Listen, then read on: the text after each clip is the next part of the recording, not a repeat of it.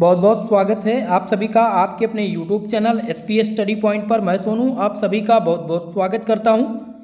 आज की ये वीडियो BSc 6 सेमेस्टर के छात्र छात्राओं के लिए है, जिसमें दोस्तों आज हम जूलॉजी पेपर सेकंड के मोस्ट इम्पॉर्टेंट क्वेश्चंस पर चर्चा करने वाले हैं। इस क्लास में हमने 20 महत्वपूर्ण प्रश्न सम्मिलित किया है। अगर ये 20 प्रश्न आपने तैयार कर लिया तो आपका पूरा सिलेबस इन्हीं 20 प्रश्नों में कवर हो जाएगा। ये 20 प्रश्न ऐसे हैं जो आपके एग्जाम में हर बार पूछे जाते हैं और रिपीटेड प्रश्न हैं। यूनिट नंबर 1 से लेकर के 8 तक के सबसे टॉप प्रश्न हमने इस क्लास में सम्मिलित किया है, जो आपके आगामी एग्जाम में बहुत हेल्पफुल रहेगा। दोस्तों सेकेंड सेमेस्टर में जो आपका पेपर टाइटल है वह है ecology, ethology, environmental science and wild life. ये आपका पेपर टाइटल है और आपको बता दूं सबसे ज़्यादा जो मार्क्स आपको मिलेंगे वो इसी पेपर में मिलेंगे, सेकंड पेपर में ही जूलॉजी के मिलेंगे, क्योंकि बहुत ही आसान है ये आपका सेकंड पेपर। आप लोगों ने सिलेबस देखा होगा, मॉडल पेपर देखा होगा तो आपको पता होगा, ठीक है। और जो भी प्रश्न मैंने इसमें सम्मिलित किया है वो अगर आप देखेंगे तो आपके समझ में आ जाएगा कि ये टॉपिक्स बहुत आसान हैं और सबसे ज़्यादा मार्क्स हमें यहाँ से मिल सकता है। 75 मार्क्स का मेरा टारगेट है इस क्लास से। तो चलिए वीडियो को स्टार्ट करते हैं। सभी लोग वीडियो को लाइक शेयर कर दीजिएगा और जो भी हमारे इस चैनल पर नए हैं चैनल को सब्सक्राइब जरूर कर लीजिएगा। यूनिट नंबर 1 से लेकर के 8 तक के सभी मोस्ट इंपॉर्टेंट प्रश्न इसमें सम्मिलित हैं और टॉपिक्स। चलिए तो सबसे पहले हम वेरी शॉर्ट और शॉर्ट टाइप के प्रश्न की चर्चा करेंगे जो आपके एग्जाम में आने वाले हैं। तो पहला प्रश्न जो आपके एग्जाम में बन सकता है वो है इकोलॉजी। इकोलॉजी का मतलब क्या होता है? पारिस्थितिकी। पारिस्थितिकी क्या होता है? तो सबसे पहले हम समझते हैं इकोलॉजी के टर्म को, पारिस्थितिकी के टर्म को। तो पारिस्थितिकी मनुष्य सहित जीवित जीवों और उनके भौतिक पर्यावरण के बीच संबंधों का एक प्रकार का अध्ययन है। और इकोलॉजी के अंतर्गत जीव तथा उनके वातावरण के पारस्परिक संबंधों का एक प्रकार का अध्ययन किया जाता है। अगर हम बात करें इकोलॉजी के जनक की, तो इकोलॉजी के जनक कौन थे? तो इनके जनक थे दोस्तों अर्नस्ट हैकेल। अर्नस्ट, नोट कर लीजिए, जनक जरूर आपको लिखना होगा जब आपसे शॉर्ट नोट लिखने के लिए आए कि right A short note on ecology या व्हाट इज इकोलॉजी। तो इकोलॉजी बताएंगे कि इकोलॉजी क्या है? मनुष्य सहित जीवित जीवों और उनके भौतिक पर्यावरण के बीच संबंधों का एक प्रकार का अध्ययन है, या जीवित जीव तथा उनके वातावरण के पारस्परिक संबंधों के अध्ययन को हम क्या कहते हैं? इकोलॉजी कहते हैं या पारिस्थितिकी कहते हैं। और पारिस्थितिकी का जनक कौन था? तो पारिस्थितिकी के जो जनक थे वो अर्नस्ट हैकेल थे। अर्नस्ट हैकेल, ठीक है, ये इनके जनक थे। और इनका जो इस शब्द को गढ़ा था वो किसने किया था? अर्नस्ट हैकेल ने पारिस्थितिकी शब्द को जो है सर्वप्रथम दिया था या गढ़ा था। इसकी जो खोज हुई थी वो 1866 में हुई थी। कब हुई थी? 1866 में। तो नोट कर लीजिएगा, ओके।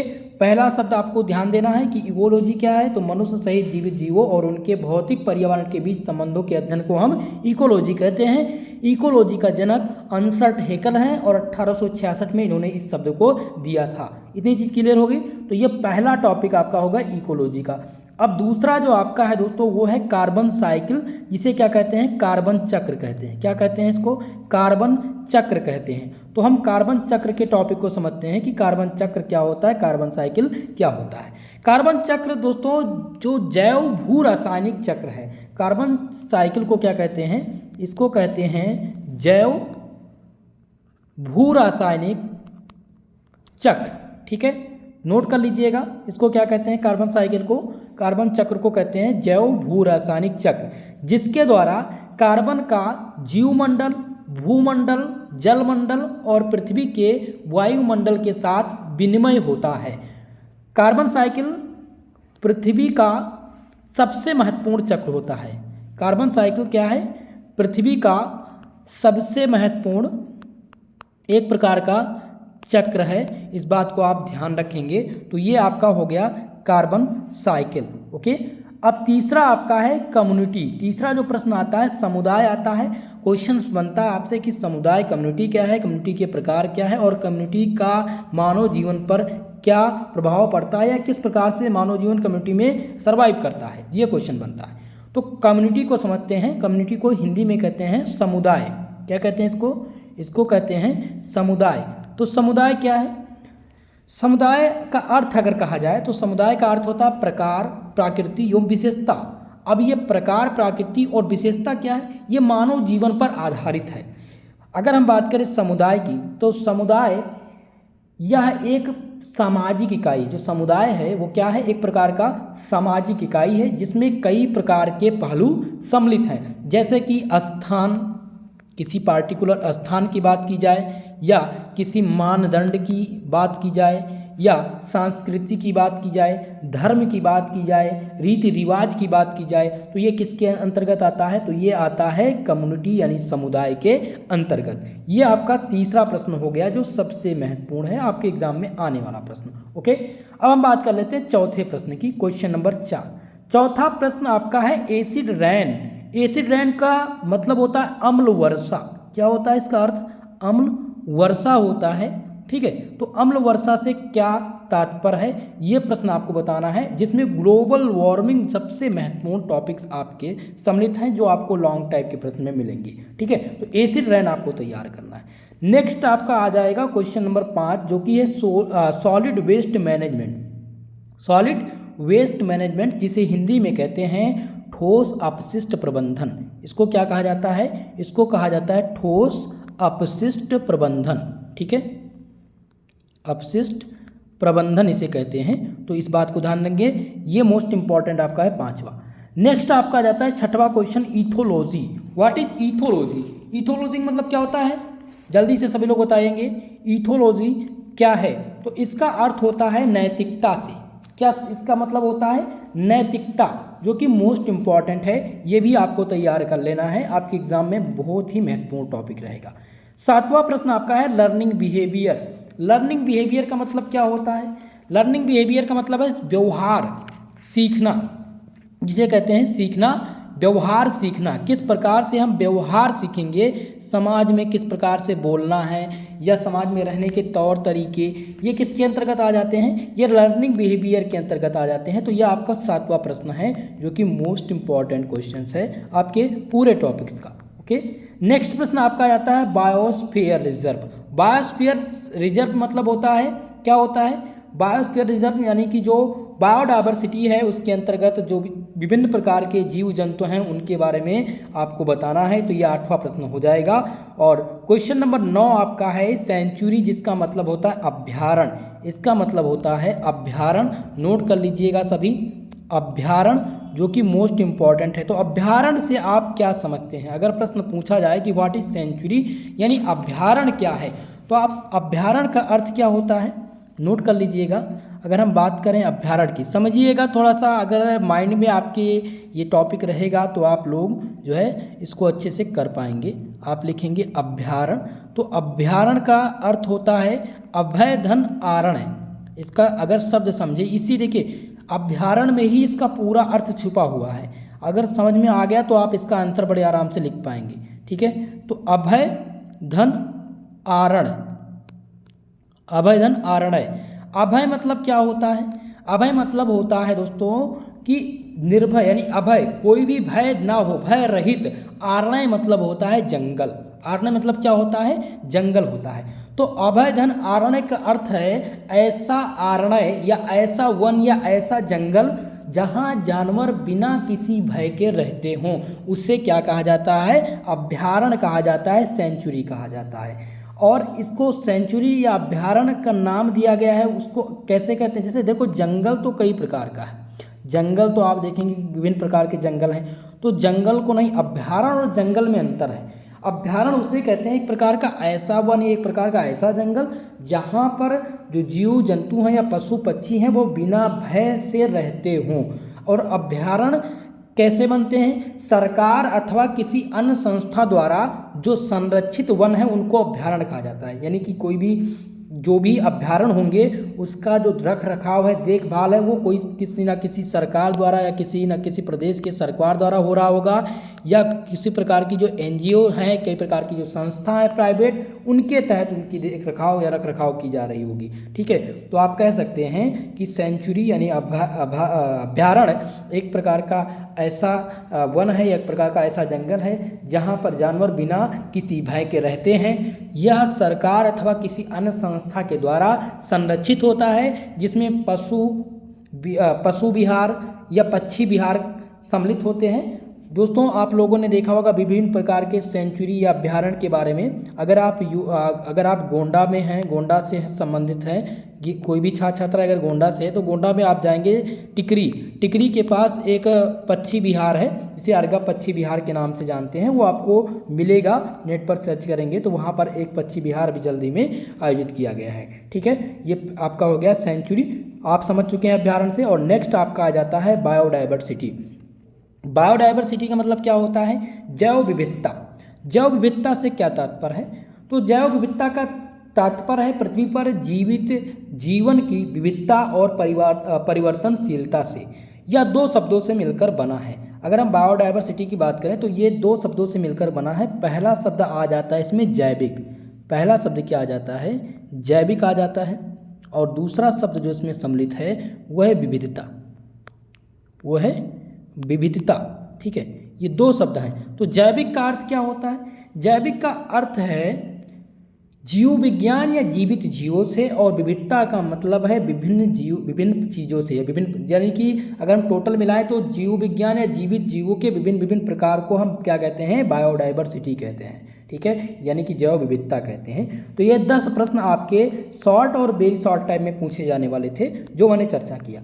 अब हम बात करेंगे शॉर्ट और लॉन्ग आंसर टाइप, यानी कि जो शॉर्ट प्रकार के और लॉन्ग टाइप के प्रश्न आपके प्रश्न पत्र में बनेंगे वो कौन कौन से हैं। तो पहला प्रश्न इसमें आपका हो जाता है, पहला प्रश्न आपका आ जाएगा what is food chain, discuss it's type. Food चक्र क्या है, भोजन चक्र क्या है और भोजन चक्र के प्रकार, ये पहला प्रश्न हो गया जो मोस्ट इंपॉर्टेंट। दूसरा प्रश्न आता है what is ecology, discuss it's component. Ecology क्या है? इकोलॉजी की जब बात हो तो आप जानेंगे इसमें कि इकोलॉजी क्या है, इकोलॉजी के प्रकार। ठीक है, ये आपका दूसरा प्रश्न हो गया, सबसे मोस्ट इंपॉर्टेंट है। ये जो क्वेश्चंस हैं दोस्तों, ये सभी सबसे टॉप प्रश्न हैं। ओके, चलिए तीसरा प्रश्न आपका है what is green house effect. ये सबसे महत्वपूर्ण है और एग्जाम में जरूर आएगा मेरे प्यारे दोस्तों, 100% वाले प्रश्न है, वेरी मोस्ट इंपॉर्टेंट। तीसरा प्रश्न है what is green house effect. चौथा है व्हाट इज भोपाल गैस त्रासदी। भोपाल गैस त्रासदी क्या है, इसमें कौन सी गैस लीक हुई थी, ये क्वेश्चन जरूर आएगा, वेरी मोस्ट इंपॉर्टेंट वीवीआईपी प्रश्न है, इसको आप नोट कर लीजिए या स्क्रीनशॉट ले लीजिएगा। ओके, तो ये 4 प्रश्न से आप लोग सहमत हैं तो वीडियो को लाइक शेयर कर दीजिएगा और कमेंट में कमेंट करके जरूर बताया करिए जो भी आपकी समस्या हैं, आपको क्लास 1 में आती है या नहीं, कोई भी आपका जो भी फीडबैक है वो जरूर दीजिए। चलिए नेक्स्ट क्वेश्चन की बात करें, पांचवा प्रश्न आपका है व्हाट इज लर्निंग। लर्निंग यानी सीखना से क्या समझते हैं? Discuss it's type and what do you mean by learning behaviour. Learning यानी सीखना क्या है, सीखना शब्द क्या होता है, सीखने के कितने प्रकार हैं उनकी चर्चा कीजिए। और लर्निंग बिहेवियर यानी सीखना, बिहेवियर से आप क्या समझते हैं, व्यवहार, सीखना से आप क्या समझते हैं, ये आप आंसर कर दिए। लॉन्ग आंसर में बनेगा सेक्शन सी का ये प्रश्न है, मोस्ट इंपॉर्टेंट है, ध्यान दीजिएगा इस प्रश्न को। ओके, चलिए क्वेश्चन नंबर 6, छठा प्रश्न आपका है how does climate change important the wild life population. कैसे क्लाइमेट चेंज क्या है, यानी कि जो मौसम का बदलाव है, यानी कि मौसम का बदलाव, वेदर में बदलाव, ये क्या है, इसके इम्पोर्टेंस क्या है वाइल्ड लाइफ और जनसंख्या पर, इनके क्या इफेक्ट पड़ते हैं या इनका क्या महत्व है, क्लाइमेट चेंज का क्या महत्व है वाइल्ड लाइफ और पॉपुलेशन पे, ये आपको बताना है। ठीक है, मोस्ट इंपॉर्टेंट है, कभी कभी पूछ लेता है पॉपुलेशन क्या है, वाइल्ड लाइफ क्या होते हैं, वेरी शॉर्ट टाइम में ये भी बन सकता है, इसको भी ध्यान दीजिएगा। ओके, तो ये छठा प्रश्न हो गया आपका। क्वेश्चन नंबर 7 है what is need of wild life conservation. Wild life संरक्षण की आवश्यकता क्यों है। क्वेश्चन है कि जो वाइल्ड लाइफ है यानी कि जो जंगली जीव हैं, इनके संरक्षण से क्या तात्पर्य है, इनकी संरक्षण करना क्यों आवश्यक है, इस पर आपको टिप्पणी लिखनी है या आपको इसका आंसर लिखना है। तो वाइल्ड लाइफ कंजर्वेशन इसलिए आवश्यक है क्योंकि जो वाइल्ड लाइफ हैं ये हमारे पर्यावरण की बहुत रक्षा करते हैं और इनसे ही पर्यावरण हमारा सेफ है, इसीलिए हमें इनका संरक्षण बहुत ही आवश्यक है। तो ये 7वां प्रश्न है जो कि टॉप प्रश्न रहा है। ओके, चलिए क्वेश्चन नंबर 8 आपका है, what is national parks. National park क्या है? Name some national park in India. National park क्या है और विभिन्न प्रकार के जो नेशनल पार्क हैं भारत में उनके नाम आपको बताने हैं। तो दोस्तों मैं इसका कंप्लीट पीडीएफ लेकर के आया हूँ, जो भी लास्ट में मैं इसका कराऊंगा कि भारत में जो नेशनल पार्क हैं वो किस राज्य में कितने नेशनल पार्क हैं, वो आज ही मैं आपको तैयार कराऊंगा, क्योंकि ये एग्ज़ाम में आएगा 10 नंबर का ये प्रश्न है, इसीलिए आपको तैयार करना है। हिंदी में मैंने देने का प्रयास किया है और इंग्लिश में भी पीडीएफ में प्रोवाइड करा दूंगा। ओके, तो ये 8वां प्रश्न है जिसका आंसर भी मैं लास्ट में कराऊंगा। क्वेश्चन नंबर 9 है, what is biosphere reserve. Biosphere reserve से आप क्या समझते हैं। और 10वां प्रश्न है, what is global warming. Global warming सबसे महत्वपूर्ण प्रश्न है जिसमें एसिड रेन सबसे महत्वपूर्ण टॉपिक था। एसिड रेन और ग्लोबल वार्मिंग 100% आपके एग्जाम में बनेंगे। तो ये सबसे टॉप प्रश्न थे जो मैंने आपको बताए। 20 प्रश्न आज की इस क्लास में मैंने सम्मिलित किया था जो आपके लिए खासकर महत्वपूर्ण होंगे। अगर ये 20 प्रश्न आपके तैयार हैं तो आपको कुछ और पढ़ने की ज़रूरत नहीं है। पेपर सेकंड में ये मेरी गारंटी है, 100% यहीं से प्रश्न आएंगे और यही प्रश्न आपके एग्जाम में पूछा जाएगा। तो चलिए हम चर्चा कर लेते हैं क्वेश्चन नंबर 8 यानी नेशनल पार्क के बारे में। भारत में कितने नेशनल पार्क पाए जाते हैं, ठीक है। तो आपको बता दें भारत में जो नेशनल पार्क की संख्या है टोटल जो नेशनल पार्क की संख्या है वो है 106 नेशनल पार्क अलग अलग राज्य में भारत में पाए जाते हैं। चलिए हम उनके एक एक करके नाम को समझेंगे कि कौन कौन से जो है नेशनल पार्क सम्मिलित हैं। तो भारत में राष्ट्रीय उद्यान या राष्ट्रीय पार्क की सूची, नेशनल पार्क इन इंडिया, ठीक है। तो सबसे पहले हम स्टेट वाइज देखेंगे।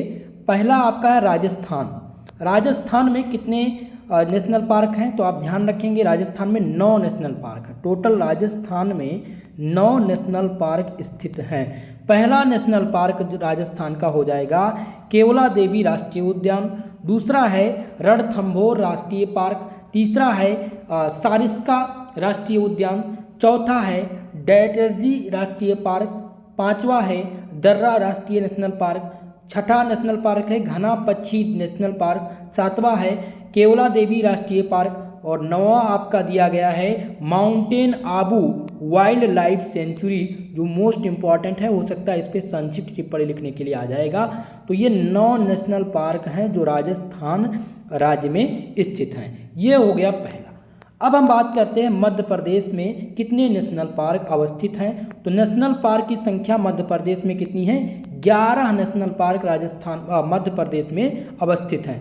पहला नेशनल पार्क जो है और सबसे हाईलाइट है कान्हा राष्ट्रीय पार्क। कान्हा राष्ट्रीय पार्क सबसे हाईलाइट है, ज़्यादातर प्रश्न इससे बनते हैं, इस बात को आप विशेषकर ध्यान रखेंगे।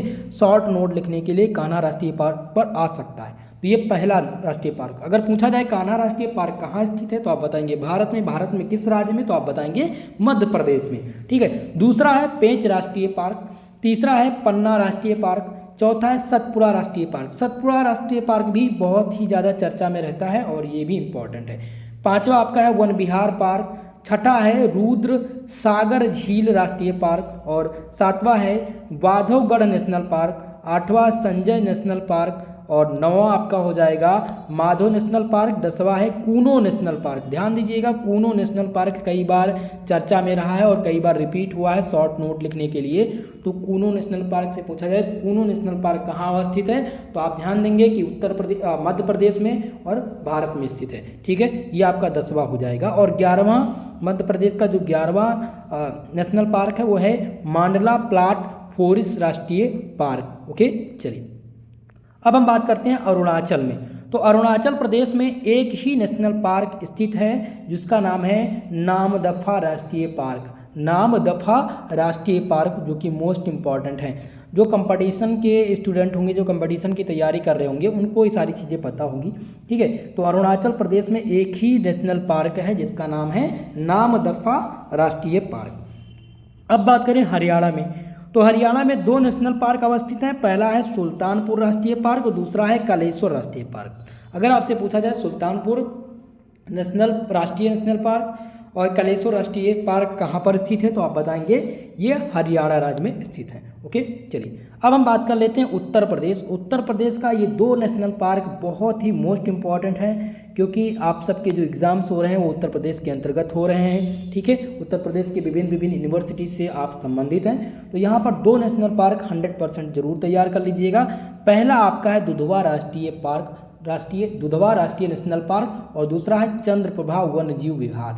इनमें से दुधवा नेशनल पार्क कई बार एग्जाम में रिपीट हुआ है दोस्तों, मेरे प्यारे दोस्तों ध्यान दीजिएगा, ये कई बार रिपीट हो चुका है दुधवा नेशनल पार्क, तो ये आप तैयार करके जाएंगे। और चंद्रप्रभा वन्यजीव विहार 2 इम्पॉर्टेंट है, लेकिन मैं आपको बताता हूँ दुधवा नेशनल पार्क पर आप संक्षिप्त टिप्पणी लिखकर तैयार कर लीजिएगा, कम से कम 50 शब्द इसमें लिख के तैयार कर लीजिएगा, नेट से सर्च कर लीजिएगा या मैं इसका नोट्स आपको प्रोवाइड करा दूंगा। अब बात करते हैं झारखंड में। झारखंड में 3 राष्ट्रीय पार्क स्थित हैं। पहला है बेतला, दूसरा है हजारीबाग और तीसरा है धीमा राष्ट्रीय पार्क। ये 3 राष्ट्रीय पार्क झारखंड में अवस्थित हैं।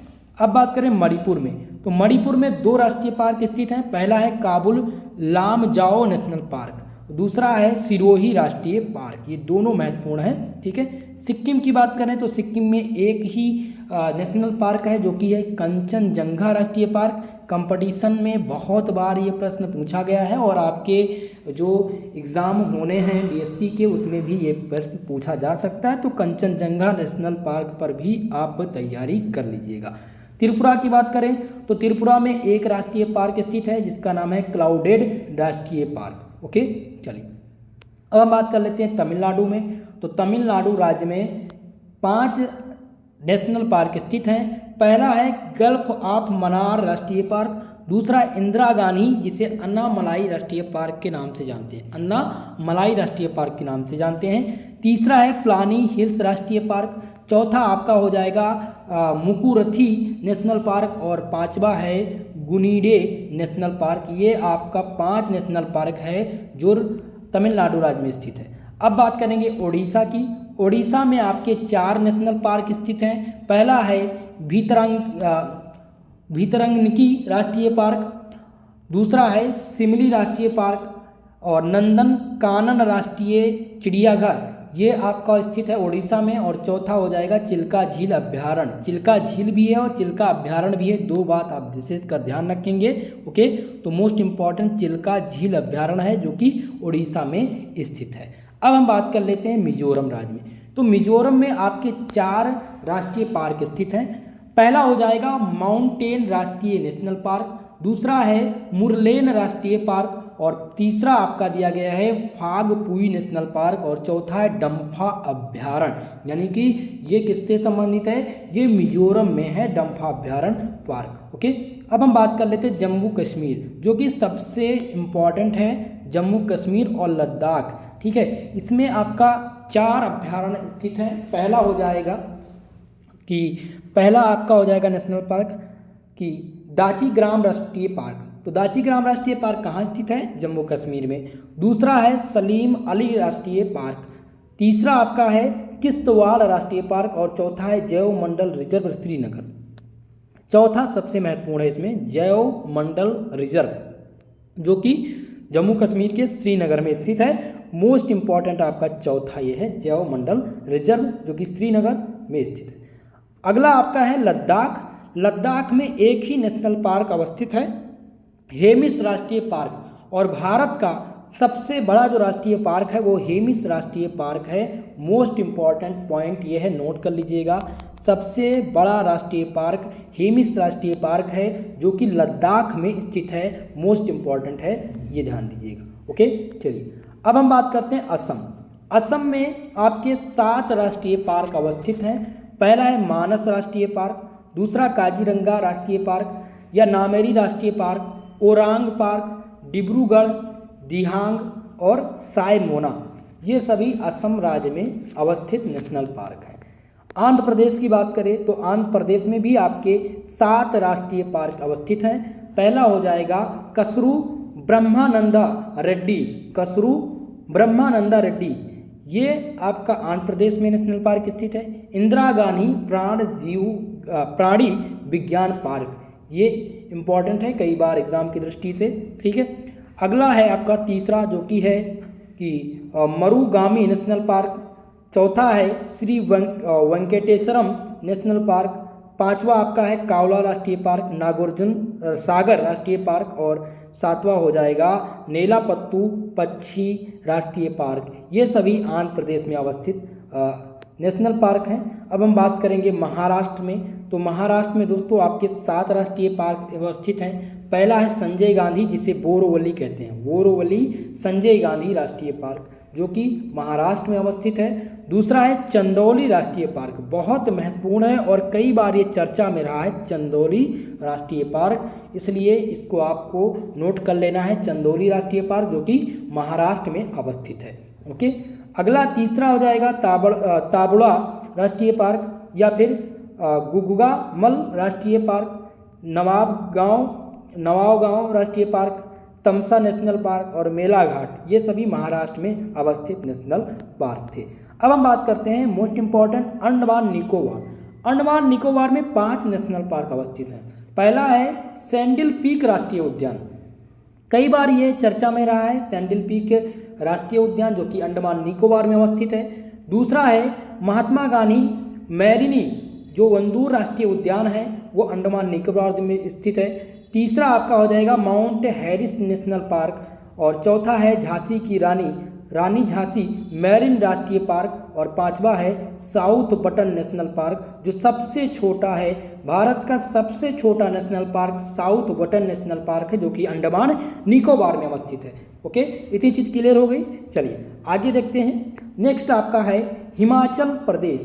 हिमाचल प्रदेश में आपके 5 नेशनल पार्क अवस्थित हैं। कौन कौन से हैं? तो पहला हो जाएगा Pin valley park, great Himalayan, Rohla, Kheerganga और समलवरा राष्ट्रीय पार्क, ये हिमाचल प्रदेश में अवस्थित नेशनल पार्क हैं।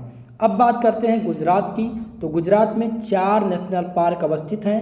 पहला नेशनल पार्क है गिर राष्ट्रीय पार्क, दूसरा है मरीन राष्ट्रीय पार्क और तीसरा है बुक राष्ट्रीय पार्क और चौथा है गल्फ ऑफ कच्छ। ठीक है, ये गल्फ ऑफ कच्छ जो है ये थोड़ा सा विवादित स्थल है जो कि पाक अधिकृत कश्मीर और जो है इंडिया में अवस्थित है। ठीक है, इस पर पाकिस्तान अपना कब्जा जताने का प्रयास करता है और इस पे भारत, फिलहाल ये भारत में ही अवस्थित है, भारत का ही है, लेकिन थोड़ा सा ये विवादित है भारत और पाकिस्तान के बीच में, गल्फ ऑफ कच्छ। ओके, तो ये 4 नेशनल पार्क थे जो कि गुजरात में अवस्थित थे। ओके, अब बात कर लेते हैं उत्तराखंड की। तो उत्तराखंड में सबसे मोस्ट इम्पॉर्टेंट है 6 नेशनल पार्क, जिसमें सबसे ज़्यादा जो पूछा जाने वाला नेशनल पार्क है वो है जिम कॉर्बेट राष्ट्रीय पार्क। जिम कॉर्बेट राष्ट्रीय पार्क कहाँ अवस्थित है? तो आप बताएंगे उत्तराखंड में है। दूसरा है फूलों की घाटी राष्ट्रीय पार्क, तीसरा है नंदा देवी। ये तीनों प्रश्न कंपटीशन में खूब पूछे जाते हैं। ठीक है, फूलों की घाटी पूछ लिया जाता है कहाँ पर अवस्थित है, तो आपके एग्जाम में जो आएगा वो आएगा जिम कॉर्बेट राष्ट्रीय पार्क। ओके, तो इसको आप नोट कर लीजिएगा कॉपी में और इस पर 50 शब्द जरूर तैयार कर लीजिएगा। ओके, चलिए चौथा है राजाजी नेशनल पार्क। चौथा आपका है राजाजी नेशनल पार्क, गोविंद पाशु बिहार और गंगोत्री राष्ट्रीय पार्क, ये उत्तराखंड राज्य में स्थित हैं। अब हम बात करेंगे छत्तीसगढ़ की। तो छत्तीसगढ़ में आपके 3 राष्ट्रीय उद्यान अवस्थित हैं। पहला है कांगेरी घाटी, कांगेरी घाटी जो कि कहाँ पर स्थित है? कांगेर वैली में।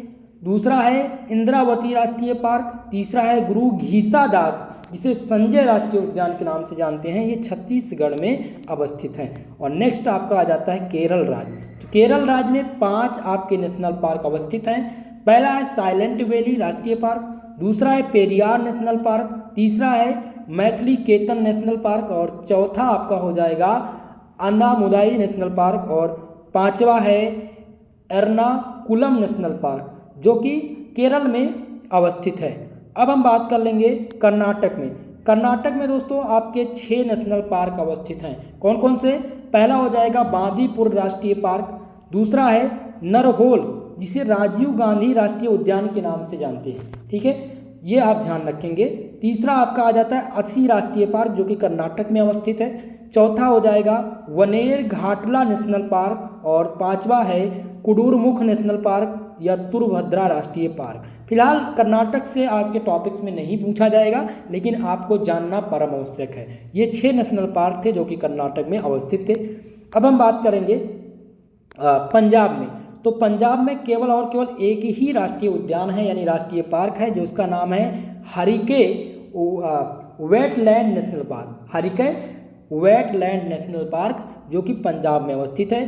तेलंगाना में 2 आपके नेशनल पार्क अवस्थित हैं। पहला है महावीर हरिण वन स्थली नेशनल पार्क और दूसरा आ जाएगा कनरसानी अभ्यारण्य। ओके, चलिए अब बात कर लेते हैं हम गोवा की और बिहार की। बस ये आपके 2 राज्य बचे हुए हैं। गोवा, तो गोवा में 4 राष्ट्रीय पार्क हैं, नेशनल पार्क हैं। पहला है सलीम अली बर्ड सेंचुरी, दूसरा है नेत्रावली, तीसरा है चौरा राष्ट्रीय पार्क और चौथा है भगवान महावीर नेशनल पार्क, जो कि मोस्ट इम्पॉर्टेंट है। कई बार ये चर्चा में रहा है भगवान महावीर नेशनल पार्क, जो कि गोवा में अवस्थित है और इस पर आपको नोट करना है, संक्षिप्त टिप्पणी लिखने के लिए आ सकता है। अब बात करें हम बिहार की, जो आपके भारत के सबसे लास्ट टॉपिक है, जिसमें 3 राष्ट्रीय उद्यान या राष्ट्रीय पार्क सम्मिलित हैं। पहला है वाल्मीकि नेशनल पार्क, दूसरा है विक्रमशिला और तीसरा आपका हो जाएगा कंवर लेक बर्ड सेंचुरी। ये आपके 3 नेशनल पार्क थे जो कि भारत के बिहार जिले में अवस्थित थे।